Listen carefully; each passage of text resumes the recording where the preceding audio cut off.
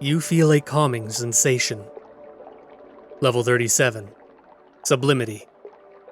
Survival difficulty. Class 0. Safe, unsecure, devoid of entities. Description. Level 37 is an expansive complex of interconnected rooms and corridors, submerged in undulating lukewarm water. Each area of the level varies greatly in size and structure, ranging from uniform pools and hallways to more open, abnormally shaped areas. The majority of the surfaces in the level are composed of white ceramic tiling, with the only deviation from this color being the blue-green hue of the water. The tiles are eerily pristine in condition, all identical to one another, without a single hint of damage on their shiny surfaces. Footnote: testing of said tiles with various destructive forces has shown them to be practically indestructible. Consequently, the prospect of boring through the level's walls to aid travel has been deemed infeasible with currently available technology. The architecture of Level 37 is varied, but strict in design. All areas in the level connect to one another in a senseless manner, with none having an easily identifiable purpose. Although the intended use of each area is difficult to ascertain, they are much too large to properly serve the function of a pool. The abnormality of Level 37's geometry negates any purported purpose it might serve.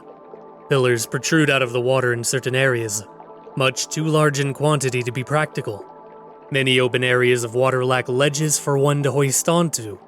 Light is cast from irregular angles, leaving some areas completely cast in darkness, and certain staircases descend directly into deep pits of water. Footnote: entrances to these deeper areas are typically found in the form of descending staircases or direct underwater holes. It is strictly unadvised to explore such areas due to their inherent danger. Without the proper equipment, one could easily drown in the level's depths due to their lack of adequate lighting and/or exit points. Investigation has shown that traces of Epsom salt, magnesium sulfate, are present in the waters of Level 37. This compound, when engulfing one's body for extended periods of time, has a naturally relaxing effect, relieving muscles and alleviating bodily pains. Alongside this, traces of multiple unidentified compounds were also found present in the water. The origin and properties of these substances currently remain unknown, but due to their coexistence with the aforementioned Epsom salt, it is believed that they enhance the water's relieving effects via anomalous means.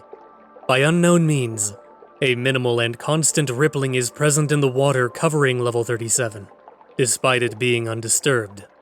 It is not known whether this rippling originates from a certain point in the level, or if it is a property inherent in the water itself, though some wanderers theorize the level may be so large that it has developed its own tidal forces. Sound is severely altered in Level 37. Examples include the sudden dropping off of noises produced in the level, sound waves not reverberating as they should, and speech feeling muted or dampened. It is suspected that this primarily stems from the sound of the water, which behaves in a subtly unorthodox manner. In certain explorations, the sound of the water is reported to be quiet, almost calming, whilst in rarer cases, it quickly becomes obtrusive and drowns out other sounds. The cause of these effects is still undergoing research, but no concrete conclusion has been drawn thus far. Entities. Level 37 is thought to be entirely devoid of life. No encounters with entities or other wanderers have been recorded in the level. It is unknown if this results from some isolating property of Level 37, or if the level is so unimaginably large that one could not possibly come across another living being within it. Bases, outposts, and communities. Due to its layout not easily allowing for permanent settlements, along with its possible isolating properties, no outposts currently exist within Level 37.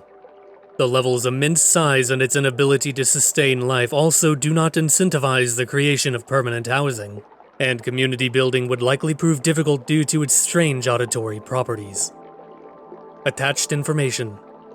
The following is what is generally accepted to be an excerpt of an unknown author's journal, transcribed verbatim. Its inclusion in this file stems from its popularity in wanderer circles, particularly amongst free-spirited exploration groups. Recovered note. My musings. After numerous explorations, boundless journeys through unquantifiable locations, it seems I have finally reached a place of solitude.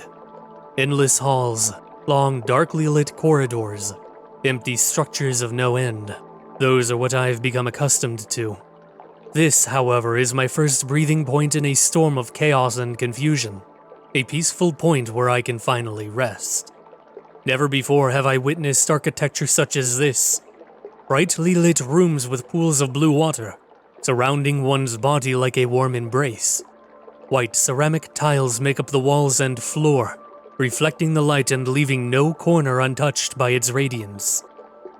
These places are not bounded in reality. They are a macrocosm of one's mental state, a reflection of their emotions. They are a twisted parody of reality, extended interpretations of locations one does not typically consider whilst passing through. Exploring them can be described as wandering within a dream. They are not infinite, nor are they finite. It is my belief that these places reflect the headspace of those experiencing them. It is not the doing of any force or overseeing entity whatsoever. Instead, it is one's emotions that keep the rooms extending, the impetus for their continued growth and existence. There is no architect to these places beside our minds. They are human thought pushed away from its makers, alien despite their familiarity. I've come to call them scapes, dreamlike realms one passes through, experiencing and subsequently continuing to the next, like a journey of sorts. One could exit at any time with the right headspace. Attaining it, however, would be no easy feat while continually passing through looping hallways and nonsensical corridors. While being illogical and foreign, these places are tailored to you. The places you commonly pass through without any thought become all you know. Each scape is far too familiar, but far too strange to be comforting. It can be compared to a nightmare. I digress. In short, this scape truly amazes me. While one may feel a permeating sense of peace and calmness within it, another cannot help but notice a feeling of dread wash over them as they notice the strange, lightless corners. This strange effect has never ceased to intrigue me. This scape is without blemish or defect. The pool rooms are simply stunning, an intricate design, a possibly infinite puzzle whose pieces form something peculiar, indescribably strange, yet indescribably perfect. It can only be the handiwork of a god. Entrances and exits. Entrances. Submerging oneself in the waters of level 58 and level 119 may lead to one re-emerging in this level. Porcelain-tiled areas of level 233 infrequently lead to this level. In rare circumstances, underwater areas of level 130 may act as entrances to this level. You can also enter via an arcade on level 25. Exits. Immersing oneself in the water of level 37 may cause re-emergence in the pools of level 130. Enclosed dark tunnels in this level may lead to level 43.